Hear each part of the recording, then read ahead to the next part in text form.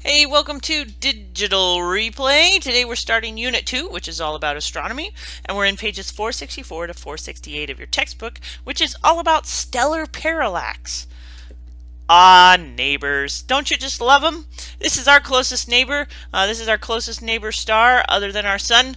This is Alpha Centauri, and it's about 4.3 light years away, which means that the light that comes from Alpha Centauri takes 4.3 years to get to us. So that's a long ways. How do scientists know, how do astronomers know how far away Alpha Centauri is? I mean, do we have some kind of tape measure that we could stretch all the way across to Alpha Centauri? No, we don't have any tool that could actually reach that far, and we've never even been there. So how do we know how far it is to these distant stars? That's what we learned about with the two labs that we worked on today. So next time you're outside, try this. Take your eyeballs and look at a distant object far off on the horizon, or a tree across a field, and put your finger out in front of you. Put your finger out in front of you, and with your eyes you're going to close one eye and look at the relationship between your finger and the object in the distance. Okay, and try to see where is your finger in relationship to that object in the distance. All right, and kind of keep that in your head. Now you're going to close the other eye and open your first eyeball.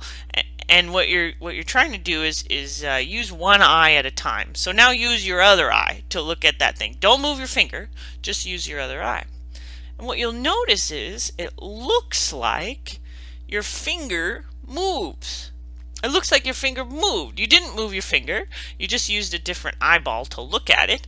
But what it looks like is that it looks like your finger is jumping between these two places, these two positions next to the distant object. And what's happening is we're looking at an object here with our two eyeballs, and if we look with one eyeball, it looks like the object is on one side of the thing in the distant background. If we look with the other eyeball, it looks like the object is on the other side of the thing in the distant background. So you see that? You see how we're shifting between these two viewpoints? Now this works because we have two eyes in the front of our head. We have biscopic vision. We have these two viewpoints pointed at the one thing. And what our brains do with this is that we take these two different viewpoints and we put it together in a three-dimensional picture. If you were Cyclops, this wouldn't work. But we have two eyes and we see two different viewpoints, and our brain can take those two viewpoints and put it together in one picture. Now, the fact that we can see from one viewpoint at one time and one viewpoint at another time, and that apparent motion of the object, when looked at against a background, that apparent motion is actually called parallax. It's a phenomenon called parallax. And it's just the apparent shift of objects when viewed from different viewpoints. So when you're looking from different viewpoints, does it look like the object moves? Yes. Does the object actually move? No. It's just it looks like it moves. Now, astronomers use parallax to calculate the distance to nearby stars. So here's how it works. Just like you have the two eyeballs in the front of your head, we have these two different viewpoints here. Just like you have the two eyeballs in the front of your head, Earth has a nice orbital path. And we can look at a nearby star from 2 points in that orbital path. And the 2 points we choose in that orbital path, we choose them 6 months apart. So we have this nice 180 degrees, or this straight line between the two different viewpoints. So we can look at a nearby star in June, and we can see where that nearby star looks in relation to the background stars in June. And then 6 months later, in December, we can look at that same star, and where does it look like it is in relation to the background star. So does it look like it moves?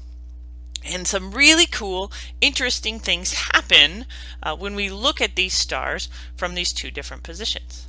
So we wanted to look at that relationship a little bit closer and get some graphical representations and see really what was going on. So we did a more complicated lab where we took a tabletop and we taped off different distances on that tabletop: 20 centimeters, 30 centimeters, 40, etc., etc., etc. At the end, we laid these meter sticks down so we could do some measurements. We put two positions, sighting positions here, sight position 1 and sight position 2. And what we ended up, the way that we did this was we took a string. We started at sight position 1.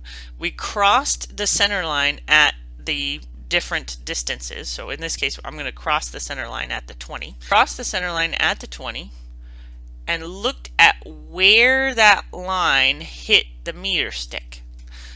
We wrote down this measurement as measurement A. We did the same thing from sight position 2. So then we took the string and we stretched it from sight position 2 across the 20 centimeters and over to our meter stick over here. And we wrote down this as distance B. And we compared these two distances and we added them together, and we called this the arc span. So this is the span of the space that it appeared that this thing would move if you're looking from this position versus if you're looking from this position. So this is the arc span, okay? Okay, we did that for each of these different markated positions here, 30, 40, 50. And we also measured the angle at which this string crossed the center line. So we also measured that angle, and we recorded all of that data into a table. And here's our table, data table. And what we're starting to notice is that as the distance increases, so the distance from the sighting increases, so as you get farther and farther away from where we are, the arc span, which would be A plus B, the arc span decreases. The other thing that happens is that as you get further and further away, the angle decreases. See that angle decreases there? So as you get farther and further away from where your Earth is, the apparent shift of motion becomes less. That's that arc span becomes smaller. And the angle at which we see that object, that distant object or that target star, actually decreases. Now we wanted to represent this graphically because, hey, this is science class, right? And we want to see how are they related. So here we graphed the distance versus the arc span. As the distance becomes greater, look at what happens to the arc span of the sight line. Look at what happens here. Look at how it decreases in this interesting graph here. Isn't this cool? Isn't that wild? It's not linear. It's definitely not a linear relationship. But look at this one. When we graph the angle at which we see the object versus the arc span, as the arc span decreases, so that is as the wobble, the apparent wobble or the apparent shift of position of the object decreases, the angle also decreases. Look at that. Look at that linear relationship. Now there's a little bump here, but hey, you know, we did this in a little laboratory. It's not like we did this with the most advanced scientific tools. We had some strings and some rulers, right?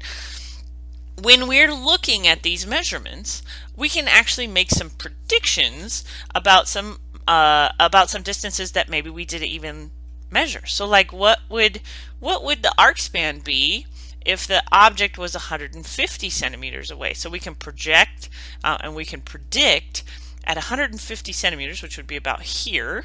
This would be about 150 centimeters. We could predict that the arc span would be 0.